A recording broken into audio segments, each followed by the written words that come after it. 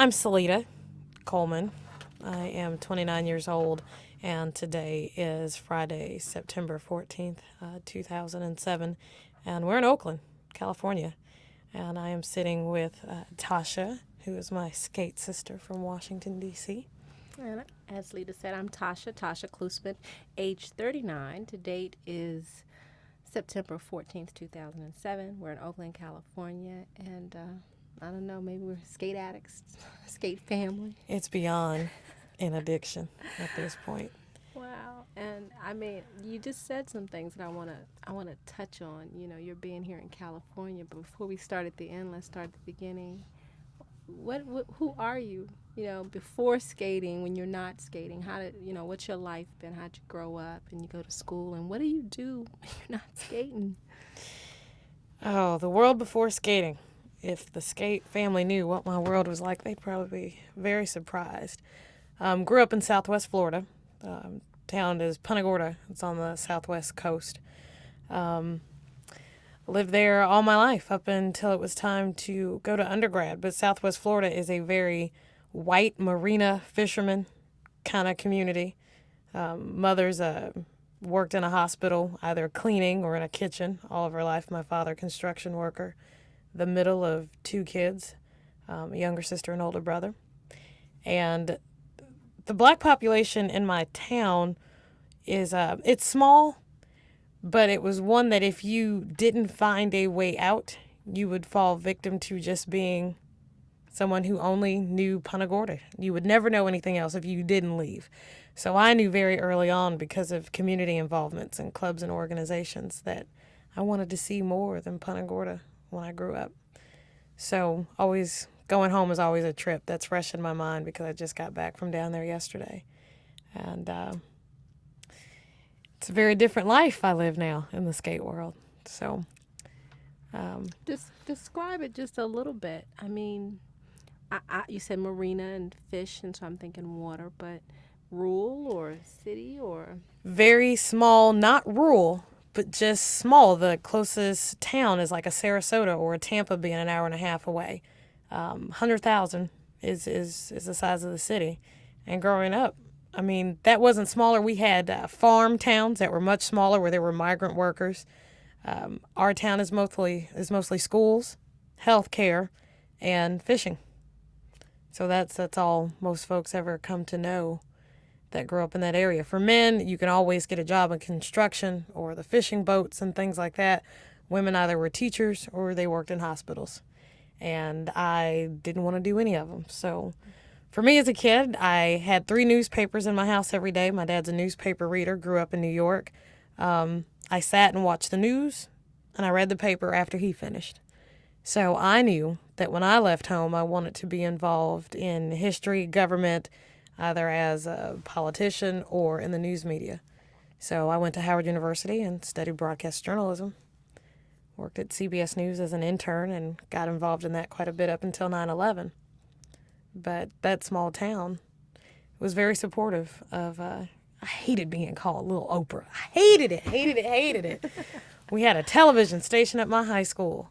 And of course, I made anchor my junior and senior year and just did the news for the community and the school on that station. And man, I hated that association because I just loved Dan Rather. He was serious, Walter Cronkite too, and I wanted to be just like them, and Ed Bradley and Vicki Mabry, folks like that. But no, little Oprah. So I'm the token in my county. I was a token black kid. and so that was your experience in high school. It was still predominantly white environment, and you were obviously the anchor person, so popular and well known. I was popular, no doubt. Most of my friends are white. The black kids said I didn't speak like them. I spoke white, whatever that language is. I I got involved in 4-H, old Department of Agriculture organization that just embedded itself in communities and taught leadership, farming, sewing, whatever your thing was. Mine was public speaking and photography. So I think from the time I was in the 6th grade to a senior in high school, I probably won 17 first place awards in public speaking and debate and competition. So maybe that's where it was trained and the speaking got really good. It was all because of 4-H. But none of the black kids wanted to be in 4-H. They thought it had everything to do with cows and plants. And I'm like, no, we're doing big things. I'm going to Tallahassee. I'm going to Gainesville for the summer. I got a free trip to D.C. Nobody wanted to hear it, and I was always the odd kid out on my block, for sure. That actually does sound like the makings of a roller skater, believe it or not. I think the people who end up in the rink often have those kind of stories. But I was thinking that I'm aware of you being very political several times now, and that's not a bad thing, but I just know that, you mentioned Barack Obama's campaign, and you have a couple of times now brought a political voice into the skating environment. I mean, I'm conscious of you being sort of new to the environment, but I'm also conscious of the things that you bring. So, I'm trying to be low key about that political thing because I don't know how folks are going to act about the political thing. I just figured a soft message. Well, tell me where it comes from, because again, this is about you. So, where does the political energy come from, and maybe what is it? I live, eat, and breathe watching news when I'm not skating. It's like there's probably 200 channels on cable, but mine is only on CNN. So I know I'm always aware of what's going on, but in the skate world, I feel like we're always upset about rinks being closed and rinks being lost, and everybody wants to fight when they find out the rink's going to close. But where were they in the makings of those things happening in their community? Whether it be just taking note of their neighborhood and what types of things are going on, whether it be the crime. And you have to be involved in your community in order to have a real voice. The voice isn't that valid when you've got, 3 months to save Empire. They've known what the state of that community was for years. So I think if rinks matter to skaters, your politics in your community should too. And that's where a lot of that is coming from in the skate world. But with me personally, you just got to be a part of the process. And I'm always one to want to invoke change. And I know that I can't do that without being aware of the community and what's going on politically. What you just said about the the skate community sounds like home to me. Your home that you just described. Sort of in it, but not of it. Not really conscious what the programs are and how they can benefit you. I mean, you said, well, they didn't want to go to 4-H, and then you were you were doing the news in the newspaper as a child, so your perspective was different. I mean, do you think that what you just described about Black people in that city that you grew up in, that town, is it really a representative of what we are now as a community? Are we disconnected from the news and the newspaper now that we have option of other kinds of programming? Are we no longer as political as we once were, say, in the civil rights time? I mean, your community and the skate community represent some very distinct pools of possible examples. That was such a conscious period, though. I mean, I would never wish to go back to the period of civil rights, although we have our issues now. But they were just so aware of what was going on. And I wish that my generation and maybe that just prior to me would care that much, would be that passionate. The complacency is so insane. Like we're walking around as free people now, and that's just so not the case. But folks have become so material and so concerned with what they can acquire in their own lives that they just don't think about the community around them. So I hate to make that statement for Blacks or Black people in general don't care about news and, politics, but I will say that it is not a priority from what I can tell. Well, and I say the same thing. We'll show up for a party, but not a protest. Right. And I also, in terms of what you just said, the consciousness piece, like you said, with the rinks and stuff, what I thought when you said their neighbors, I don't think they don't see what's going on. They don't get it. And I was just thinking that maybe because we really thought integration happened. I mean, we really, like you said, we think we're free. We think we're really integrated. But even in skating is still so extremely segregated. We are subjected to such bad, poor conditions, and they don't seem to know that before something major happens. I mean, I was just told in Indiana that they got maced this year several times, and they kept skating. They put gas. They came up. They started bringing masks because they knew it might happen, and they would put their skate rags over their face several times. They just opened the door to let the air in. They keep skating. Mace. I'm going, huh? You mean now? What? Excuse me. They told me this in Atlanta, and I heard it, but I'm just thinking, well, maybe they're going to tell me about something that happened, Something deeper than that. 50s, 70s, something, but not now and not numerous times. Wow. And it really just sounds like piss poor rink management first, and secondarily, a police culture in that city where that's okay. Because I'd like to think if it happened in Washington, where you go into a public venue, you don't mace everybody because of one or two individuals. You know what I'm saying? So I'm thinking, we think we're integrated, we think we're free, but and I'm concerned as to why that isn't a story. Why is that something I'm not hearing about on CNN International? I heard something very silly on CNN International this morning, and I thought about some of our stories, whether it be skating or other things in our communities that don't make international news. You wear the Jenna 6 thing? I mean, that's what Michael Basin's is saying. He's saying this is serious, and Right.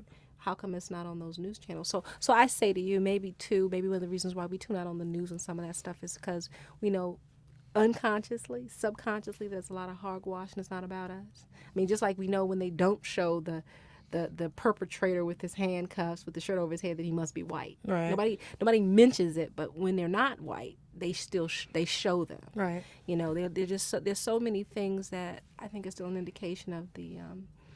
Well, from Indiana to Oakland, I mean, skating has its issues that way, and I moved here a year ago this week, and I did so not only to be around the skate population that I thought I could learn from, but to skate in a rink out here in Milpitas, California, that just has one of the most beautiful, pristine floors I've ever been on. And last year, before I moved here, I'd been out here 6 times in 5 months. And I said, wow, I must really like it over there. So I think I'm just going to go back and pack. And I did. It was just that big of a whim. And a week after I got here, one night we were in the rink and the manager got on like an intercom system and said, no dancing in the middle. This isn't a nightclub on skates. And there had been all these other issues kind of building up, I think, around dress code. And this is a 25 and older session. Can't wear a tank top, can't wear, shorts and all of these things that I think in a 25 and older session is a little silly. And you tell somebody like Richard Humphrey that his style of dance, which is as mellow as it gets in skating, can't be done because it's too dangerous, and if somebody fell, the skate guard couldn't get to him. Ridiculous. But at that point, a lot of folks got upset. They were like, we pay to come here. We're a good population of folks. We don't cause any problems. No violence here. We're done. And that population of skaters that night, it'll be a year ago next week, decided they wouldn't skate there on Sundays anymore. And they've been going to a rink, or we have been going to a rink that the floor it's horrible. It's not good. But they treat us fair. We pay to go in. They respect us. They open the concession where the other rink wouldn't at night. And that's where we've been for over a year. And they said, oh, Lita, we've left this rink in the past, but they always go back. It's that floor. They haven't been back.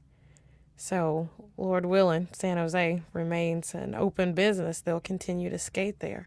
But that floor and the fact they own that building and it's such a beautiful place have kept people there. But it took so long for them to say, we spend money and we get treated like this. Well, there are people who, at neighborhoods, pockets of our skate community, who are in horrible conditions and being treated horribly, and they still pay. I mean, I hear it all the time. A young lady in Ohio, they tore down the rink, but they built a new one. But she doesn't go to the new one anymore because, in the last 2 years, the rink owner called her a nigger to her face. So it's I mean, but it happened to her, so everybody else still goes. You know what I'm saying? But this is not an unusual story that you say, oh, why? There's no respect for our skate culture, who we are and what we do. And quite often, I mean, I'm really concerned that many of our children are growing up in rinks where they are being taught that substandard conditions are okay. Right. Oftentimes. So that's why I said to you, say, well, do they look at their neighborhoods? They don't know nothing else. Just like if you wouldn't have left your community, you wouldn't know anything else. unfortunately, I think there are lots of us who never go outside of that Mm-hmm. which we know, and then you don't have a basis for saying that there's anything wrong with it, Right, you know? right. Very true. Well, I think the last year out here has been such a life changing experience. I've met so many amazing people in the skate culture in California. They're just so, they have this bond. You go into some rinks and folks don't want to teach or share. Mm. When I came out here, I found that all they do is share and try to teach each other so they all get better, which is what made me want to move out here. Where I'd been to other cities where, don't take my move, don't take my style, or I'm not going to show you that. And I was like, I'm never going to learn anything over here. So I left. I left Florida for that reason. But California, it's a teaching skate culture, and I like that about them. Well, and you were saying that it's been a year, and you haven't gotten as good as you would want, but because you're doing so much work. Now, what kind of work are you doing? What you doing that you ain't getting your skate on? Oh my goodness. Perfect tag to say that I'm so busy working with the getyourskateon.com website.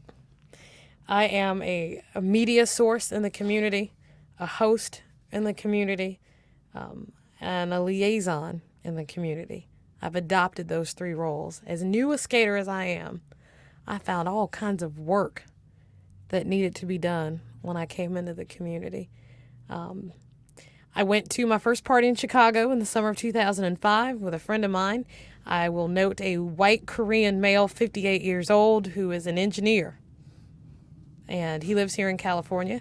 And I note his demographics because people think that it's just us out here skating. And Phil is as white and Korean as he can be, but with moves that I was just so impressed with, and I didn't first see them on a skate floor. We were at a convention or a trade show in the petroleum industry where I previously worked, and he was dancing at a cocktail mixer. And I was like, where did you get this rhythm from? How do you know how to dance? And he said, I skate with the brothers and the sisters. And I was like, whatever, dude. I thought he was full of crap. And he's like, no, really, check out Skate Groove and come to this party with me in Chicago. It's in 2 months. You'll see. And for some reason, I just needed something else to do at that point in my life. I needed something else, an out. So I agreed to meet him in Chicago, where I saw 2,000 black folks over 25 dancing on skates and having a ball. And I said, I got to have it. I got to have it. But between the time I saw Phil and went to Chicago, I found my local rink, found out we had a Sunday night session, bought a pair of skates on the spot, never put the rentals on because I said, I'm going to do this. I'm going to do it. And I practiced for 6 weeks before I met him in Chicago, and I knew just enough to stand in him that night and get around without having any collisions. And it's been love ever since. Love at first sight. Love at first roll. And when I got home, I built Get Your Skate On because I saw on these trips some people weren't as savvy a traveler as I think some of us can be at times. And they were just sitting around the hotels. They weren't getting out to see the city. And I was thinking, man, if you're going to pay $1,000 to go to a $10 party, at least see your surroundings. So it started as a travel resource site so you know where to find things, basically. But it's evolved into so much more. It's taken over my whole world. People look to me now as a resource, and it's a trip because I can hardly skate. But they want to know what's going on. And the journalist and news person that was, I don't know, covering politics and local news is now covering the skate world in the same manner. So I found a fit that I'm very happy with. I think you're right. I think there was a need, and in as much as we're a national community, for sure, there are enough pockets of politics and news and issues and Right. that kind of thing. So, But you know what? I always have admired the work of Skate Groove, and I think they serve as our USA Today, our newspaper. So I had to find a different fit. So what I noted that wasn't there was when I went back home to Tampa, folks didn't understand why I was always hopping on a plane to go somewhere and skate. You can skate here. Why would you want to pay money and go somewhere? So I said to myself, I have to find a way to show people what's going on. And I started using my camera to create video content of the different places I went and covered it just like it was a news story. And folks were seeing styles from Memphis and seeing styles from Indiana and Ohio and Detroit and Chicago and Atlanta. And we all took notice of video online because the way you skate in Tampa isn't the way you skate in Sacramento and LA and DC and New York. It looks different. So I found that I started inspiring my own community of skaters to take their role on the road, which is where the website's tag and mantra comes from. And I live to do it at this point. And a lot of other people I found did too. Well, it has, in as much as the national, quote unquote, national parties were going on, at least since the very late 80s, early 90s kind of a thing. And of course, skaters always travel to skate. The internet did do something different to it. As you mentioned, skategroove.com you know, Jive Biscuit, get your skate on. And I know there's been a site out here for a long time. What was Skate This? Skate This was probably one of the first websites, but roller skating got changed because of the internet. I mean, again, our ability to link up is different. I know we used to go into a town. You mentioned how you found out about what night we skate. We'd go into a town and you'd always take your skates, but you'd look for a black person. You'd ask him, "What's our night?" Because you didn't want to show up on the wrong night. Right. You just didn't want to do that. I mean, first of all, you weren't gonna have a good time because the music wasn't gonna be right. But they might get after you. I mean, we've been told to leave a few times, and that thing you said about how they changed the rules. You know, you'll start to hear no skate in the middle, no skate backwards, no this, and then they'll also start. You go. I mean, one night we went from Michael Jackson to, I can't even tell you, Howdy Doody. I mean, it was crazy. It was like, whoa. I mean, so much so that the regular people were complaining, what happened to the music? So you really had to kind of be careful. So the internet, to me, helped us identify each other, helps us to hook up with each other. And then, of course, the parties exploded because now they had this advertising marketing base. And, of course, you guys started doing a fabulous job of saying this airline, this hotel, that. I mean, it's grown so much. But you're right. This video cam age, or this, you know, it's not just the internet anymore. It's not just clicking on stuff. It's live. Visual content. And you guys have been putting together some really, like you said, some hot video, but everybody's into it. I want people to see what we're doing, and it feels so good to show a non-skater what it looks like, because people assume you're going to skate. They think of when they were a kid, you just kind of scoot around and it's kind of okay. And then I walk into an environment and I show a group of people a video with over 1,000 folks dancing hard, sweating, just having a ball. And they just start kind of dancing in their seat and getting all excited. And they're like, it's like this? And before that visual medium became available, you just had to kind of describe it. And folks either got it or they didn't. Or they're, okay, yeah, sounds fun. But now they can see it and they're like, sign me up. Can I go? And that's the response I wanted, because that's how it felt for me when I first saw it.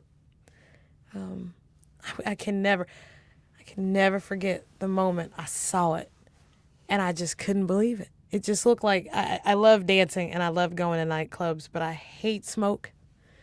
I'm not much of a drinker, and I just needed something else to get that same feeling. I agree with you. That, too, for me, has been a big thing. I mean, I love to dance, never smoked, and I don't drink. And it gets to be a point you kind of getting hit on stuff gets old. At the skating rink, you can do it by yourself. Right, exactly. You really can't ignore people if you want to, or you can get out there and be a part of it. But it really is the perfect environment, you know? Yep. Yeah. And it became my new club scene. So I was very, very happy with that. And if you don't know or didn't know, I have MS and multiple sclerosis over the last few years. I was diagnosed in 97 while I was at Howard. My hands tingle and they're numb, and just all these little weird feelings you get. But it's intensified by stress, by extreme weather environments. And I had started to feel it in my legs the last few years. So when I started skating, I was going 3 or 4 days a week in Florida. Took private lessons and just was traveling a lot. It's been 3 years almost, and I do not feel the MS in my legs. Upper body still affected every day. But my legs, no tingling, no numbness. It's just totally changed my whole outlook on life, and where I would get down or depressed or have upset about certain things. Nothing is so bad anymore that it can cause me to become upset. Just things don't affect me the way they used to. I'll just skate it off. You know? It's been life changing. So that's why I've become so involved. It's church, it's water, it's food, it's I have to have it. Skate crack. I mean, since we're having a personal conversation, I will say that skating has nearly caused homelessness and all kinds of things that because I financially have put myself in a position to be immersed in this community, it's caused a great deal of stress that way. But I've gotten to a point where I'm like, I've got the skates, I need the laptop, I gotta have that, and the car, just so I can get around. But if I lose all else, as long as I can get to the rink and I've got these skates, that's really all I need at this point because I've never felt more free. Wow. People don't understand my connection to this community. People have so many other reasons. But for me, it's kind of saved my life in a lot of ways. Well, I'm not saying wow because of not understanding. Maybe wow because of the bravery and being free in this society because we're really not. We gotta go to work. We gotta have certain Right. things. We just gotta. I gotta have the rink at this point. I gotta have it. I worked 4 jobs and took 16 credits to get through undergrad.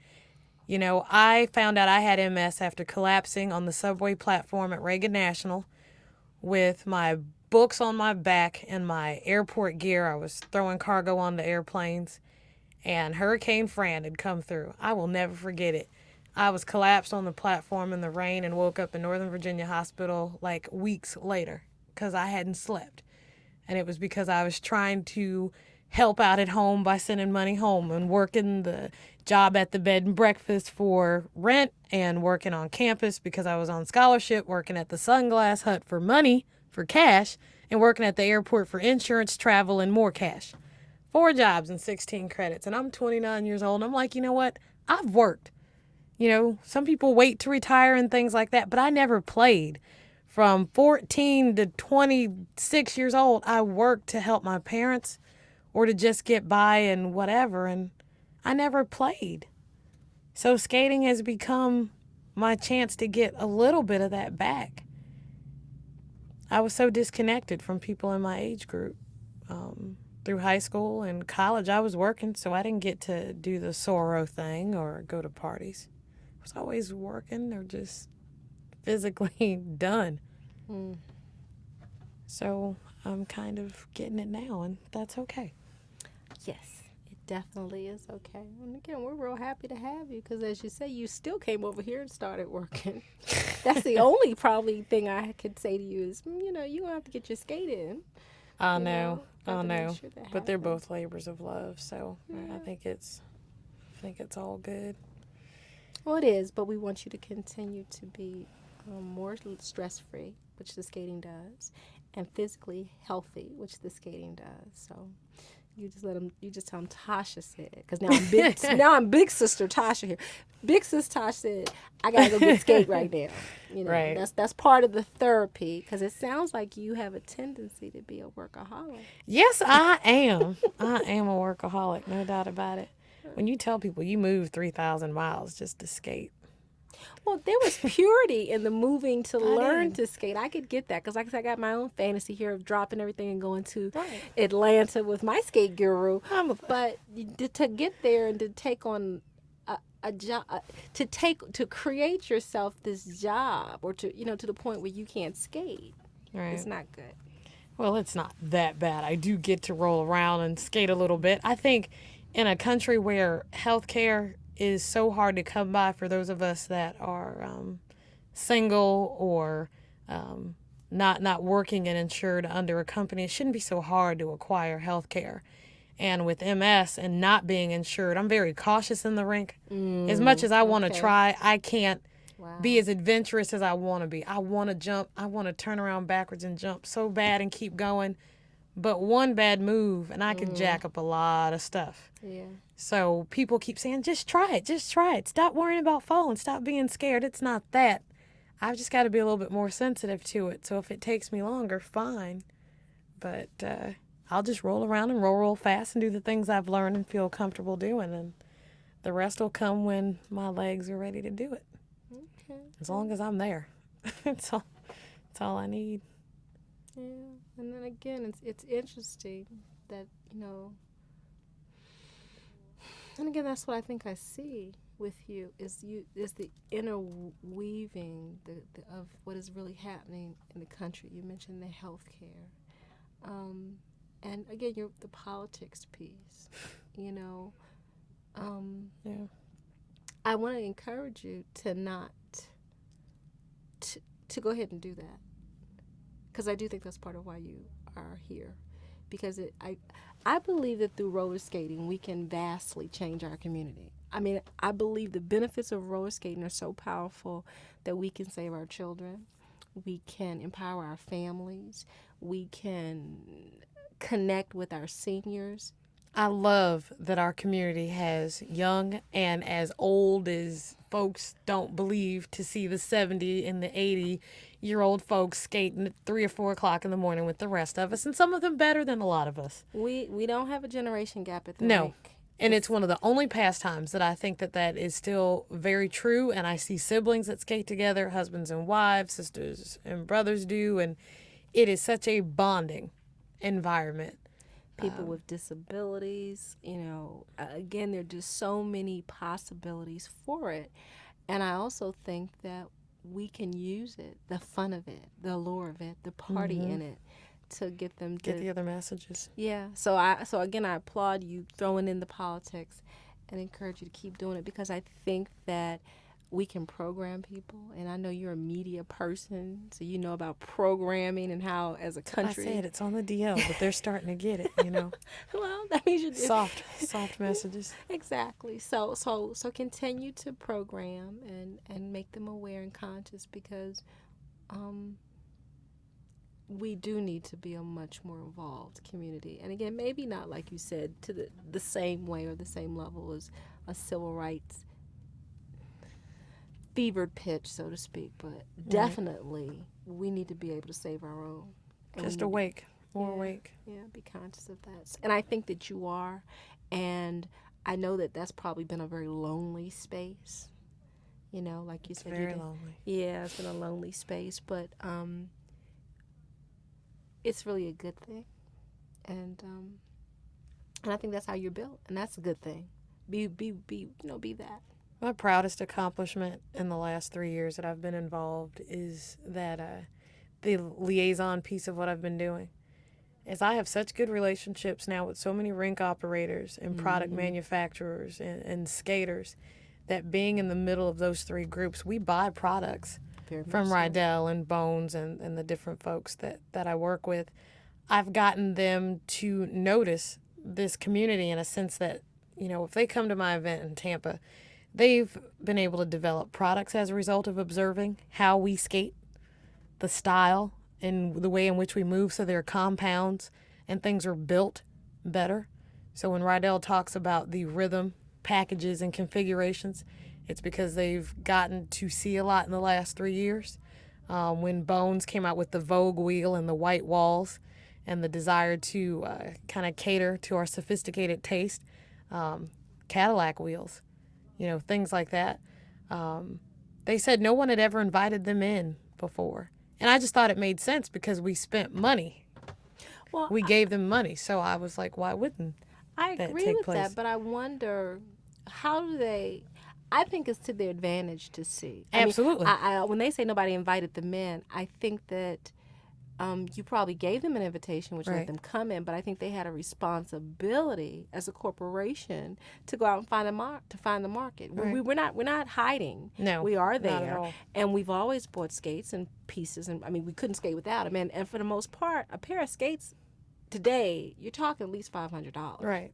I mean, boots, plates, wheels. We're talking Right, minimum the whole deal. $500. All that extra stuff there now. So I feel like, yeah, they've noticed, but we're still in the role of consumer. Right. And I don't know they gave us credit, which concerns me. Mm-hmm. I feel that too often we create rock and roll, but then there becomes an Elvis Presley. Right. I also know that more often than not we end up being the consumer. And I mean, I appreciate Rich for being the spokesperson and for getting some of those dollars too. So I like that they notice, but I don't like that they don't give credit. I also don't like that sometimes it takes money out of our community's pocket, as in a lot of the custom skates were being made in our communities by shops, Right. local shops, Right. and with people like us in them. And now for the big boys to get involved, so to speak, because it's not patent or trademarked, or they're not giving any residual monies. So that's the only thing. And I don't know how to get us more there.